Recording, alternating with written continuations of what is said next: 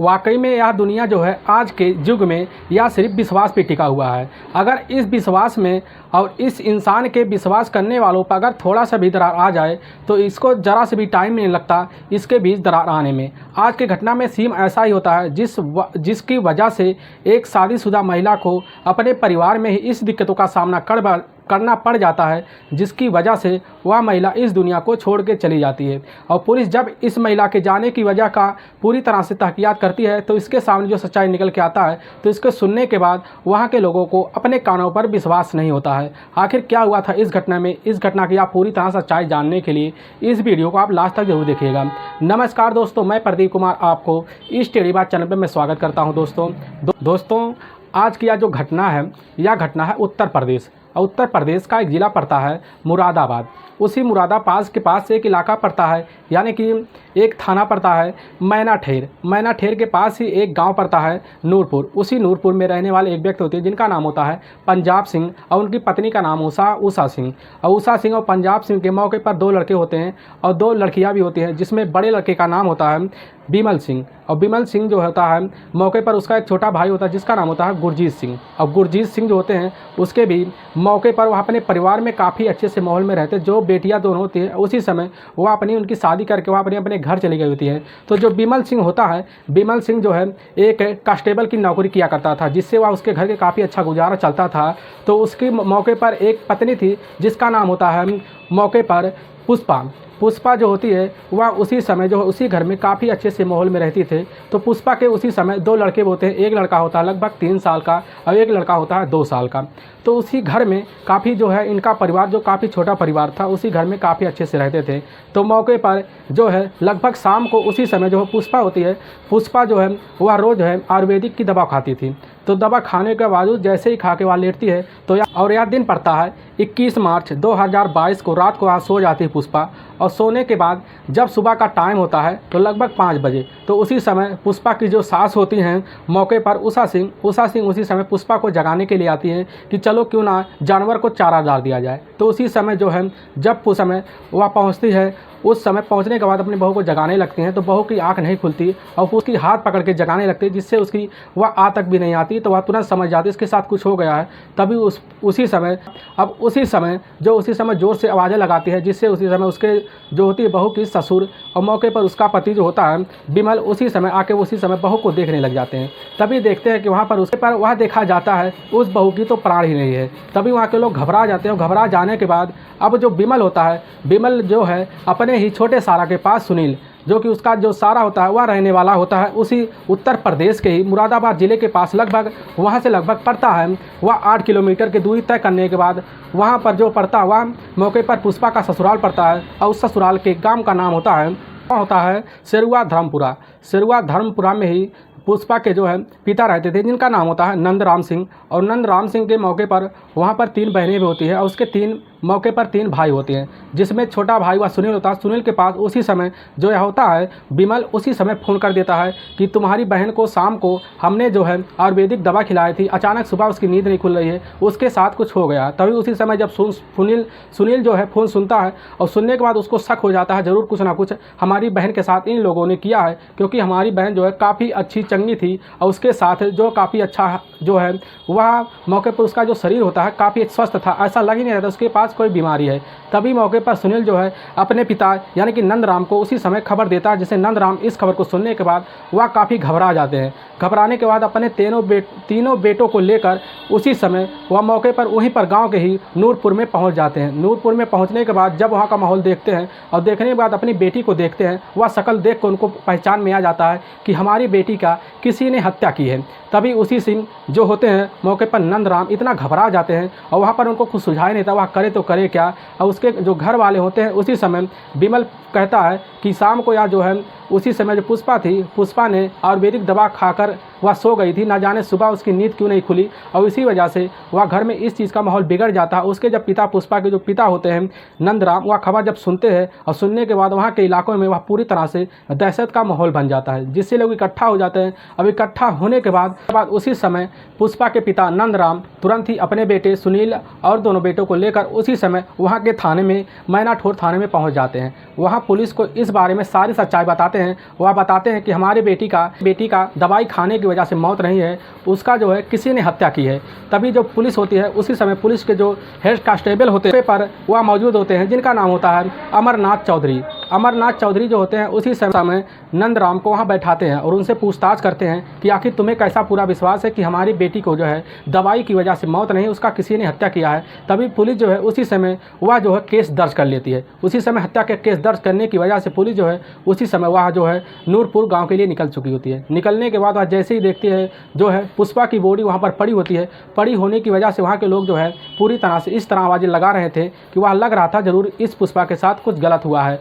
तुरंत ही जो है पुलिस जो होती है उसी समय पुष्पा के बॉडी को उठाकर वह जो है नज़दीकी वहाँ के जो होता है सौगिरी में पोस्टमार्टम के लिए भेज दिया जाता है। भेजने के बाद जब पुष्पा का पोस्टमार्टम रिपोर्ट निकल के आता है और निकलने के बाद वहाँ में पूरी तरह से उस समय जो होते हैं नंदराम इतना भड़क जाते हैं उस रिपोर्ट को सुनने के बाद, क्योंकि उस रिपोर्ट में यह खुलासा हो जाता है कि यहाँ पर दवाई खाने की वजह से मौत नहीं हुई है और इसके गले पर 3 अंगूठे के निशान है, जिससे ऐसा लग रहा था किसी ने इसकी गला दबाकर हत्या कर दी है। तभी वह जो पुलिस है तुरंत ही वह एक्शन में आ जाती है। आने के बाद इस केस में इतनी तेज़ी से छानबीन करने लगती है कि जैसे ही मौके पर जब पुलिस जो होती है उसी समय वह विमल के घर पर पहुंचती है तो पता चलता है विमल के घर वाले उसी समय फरार होते हैं। तो जिससे मौके पर विमल के घर वालों को जब फरार देखते हैं पुलिस वाले तो उनको पूरी तरह शक हो जाता है इसमें ज़रूर कोई ना कोई हाथ विमल के घर वालों का है। तभी पुलिस जो होती है उसी समय इस केस में काफ़ी तेज़ी से छानबीन करने लग जाती है। और करने के बाद जो पुलिस होती है उसी समय वह जो होती है पुष्पा के पिता यानी कि नंदराम से वह मौके पर विमल का मोबाइल नंबर लेते हैं। मोबाइल नंबर लेने के बाद उसके मोबाइल नंबर का पूरा कॉल डिटेल निकालते हैं और निकालने के बाद जो है उस नंबर पर एक लड़की का बार बार बात हो रहा था, जिससे पुलिस को उस लड़की में ऐसा कुछ दिखने लगा था कि यह लड़की जो है इसमें ज़रूर शामिल है। तो मौके पर वह जो लड़की थी उसका नाम होता है अलका। और वह अलका जो होती है वह रहने वाली होती है उत्तर प्रदेश के ही राटाली वाली होती है हापुड़ जिला के।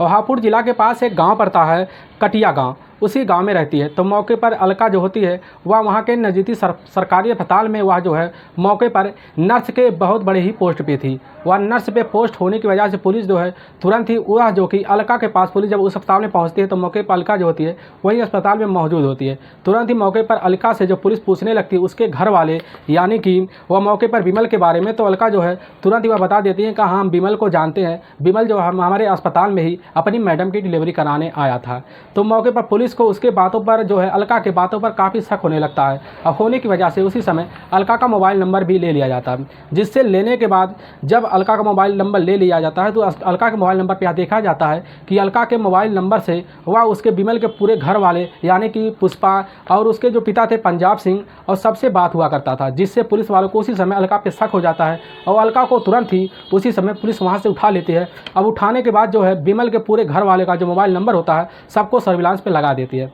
तभी मौके पर विमल के पूरे घर वाले पंजाब सिंह और विमल और जो उसी समय वह बाज़ार के एक मार्केट में होते हैं, उसी समय जाकर पुलिस उन दोनों को वहां पर अरेस्ट कर लेती है। अरेस्ट करने के बाद उनको थाने ले आ जाती है। वहां थाने ले आने के बाद पुलिस जो है पंजाब सिंह और विमल सिंह तीनों को और उसी समय जो अलका होती है पुलिस उसी समय इसको भी थाने ली जाती है। वहाँ पर चारों को बैठाकर पुलिस जो है इनके सामने ऐसा सबूत रख देती है जिससे यह चारों होते हैं उसी समय पुलिस के सामने ऐसा सबूत ऐसी सच्चाई पेश करते हैं जिससे पुलिस सुनने के बाद वहाँ पर तुरंत ही सन्न रह जाती है। और जो है विमल उसी समय पुलिस के सामने यह बताने लगता है कि आज से 9 साल पहले हमारी पुष्पा की शादी 2013 में हुआ था, जिसकी वजह से हमारी जो है उस समय ज़िंदगी पुष्पा की वजह से हमारी ज़िंदगी काफ़ी अच्छे से पटरी पे चल चुकी होती है। क्योंकि जो पुष्पा थी, पुष्पा इतनी खूबसूरत थी कि उसको देखने के बाद हर कोई उसकी तरफ फिदा हो जाता था। उसकी जो है निगाहों को इस तरह हम लगते रहते थे जिससे हम उसके अंदर इस तरह समा गए थे, हमारे वह जो अंदर से वह निकल नहीं पा रही थी।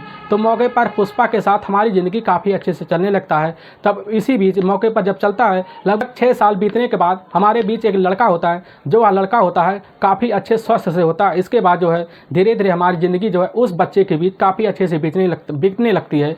तो धीरे धीरे उस लड़के के बीच हमारी जो ज़िंदगी है वह काफ़ी अच्छे से पटरी पे चलने लगती है। तो मौके पर जब हमारा दूसरा लड़का होता है तब उसी समय अपने दूसरे लड़की की डिलीवरी कराने के लिए उसी समय वह मौके पर ही जहाँ पर वह मौके पर अलका होती है, अलका उसी अस्पताल में नर्स होती है, तो उसी अस्पताल में अपनी बीवी को हम वहाँ पर डिलीवरी कराने के लिए ले जाते हैं। तो अलका को उसी समय जब हम डिलीवरी कराने के वक्त जब अलका हमसे मिलती है तो उसको देखकर हम इतना जो है इतने अपने अंदर मन में समा लेते हैं कि वह अपने मन से वह अलका को हम निकाल ही नहीं पाते हैं। तो मौके पर हमारी मैडम की डिलीवरी हो जाने के बाद वहाँ से हम तुरंत ही चले आते हैं और आने के बाद उसी समय अलका का मोबाइल नंबर हम ले लेते हैं और लेने के बाद वह जो बिमल होता है, बिमल भी उसकी बातों में इस तरह खोया रहता था और उसकी यादों को पूरी तरह से अपने अंदर समाया रहता था। तो मौके पर जो है बिमल अब जो है पुष्पा के साथ अपने घर में दोनों बच्चों के साथ ज़िंदगी काफ़ी अच्छे गुजार रहा होता है। तभी जो है वह बिमल जो होता है, बिमल अपनी पत्नी यानी कि पुष्पा से जब अपनी शारीरिक सुख की मांग करता तो उसी समय पुष्पा जो है